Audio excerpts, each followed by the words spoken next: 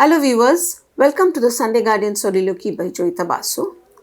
Viewers, I want to talk today about something that I found a little disturbing. Now this is about the comment that the Supreme Court made against Rahul Gandhi on basically what he had said during 2022 Bharat Jodo Yatra, saying that China had captured something like 2000 square kilometer of our land, and he also talked about how they had killed 20 Indian soldiers and thrashed our Jawans in Arunachal Pradesh. Now there was a case against him, lodged against him. Now while the Supreme Court stalled that, that they stayed the proceeding in trial court against Rahul Gandhi over his these remarks, but what is more concerning is that the Supreme Court said that if you are a true Indian, you would not be speaking like this. And I totally agree with this comment. Now, the thing is, you see, it is concerning because that this comment had to be made to the leader of the opposition who wants to be the Prime Minister of the country. Do you realize how serious an accusation this is towards a politician? And always remember one thing, this is not a political comment. This was made by the judiciary, and this was made at the most important political figure in the opposition side. Now you see, and when you look back at the way Rahul Gandhi has been talking, one wonders at if there is a pattern to it. If there is a pattern to it, in the sense that Supreme Court also had to take note and say, well, you have to be anti-Indian to speak like this. The thing is, you see, now when you're talking about it, now why am I talking about a pattern? Just think of what happened a few days ago, just last week, I think, when Donald Trump said that India's economy is a dead economy. And when he was asked about it, Rahul Gandhi said, yes, of course, it's a dead economy. It has been done by Mr. Adani and Mr. Modi. Well, a true Indian, I think that, frankly, if you ask me, that's a very politically, I would say, volatile comment, and also it has the potential to destroy the Congress's prospects, because BJP is going to go to town with this comment, saying that Rahul Gandhi is saying that India's economy is a dead economy, which is anywhere but the truth.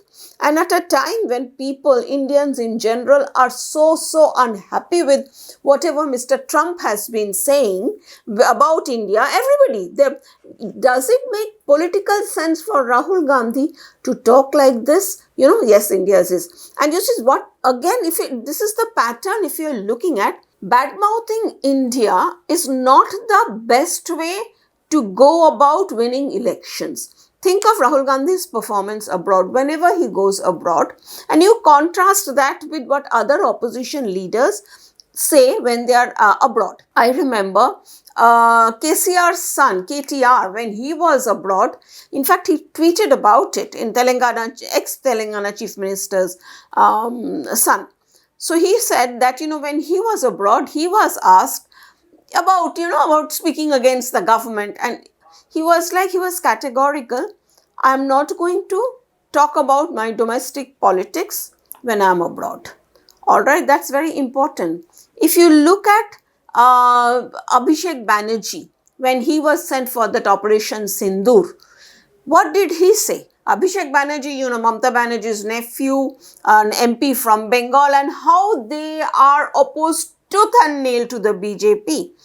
But what did he say when he was abroad? He said that I will tear apart the BJP when I am inside the country. I'm in the country. That's our domestic politics. But I'm not going to say anything against them when I'm abroad. That is what we are, Indians. We are standing together as Indians. In fact, that was the whole purpose of the delegations that was sent by the Indian government after Operation Sindoor, to show that the opposition is with the government, that everybody together, they're standing up for India.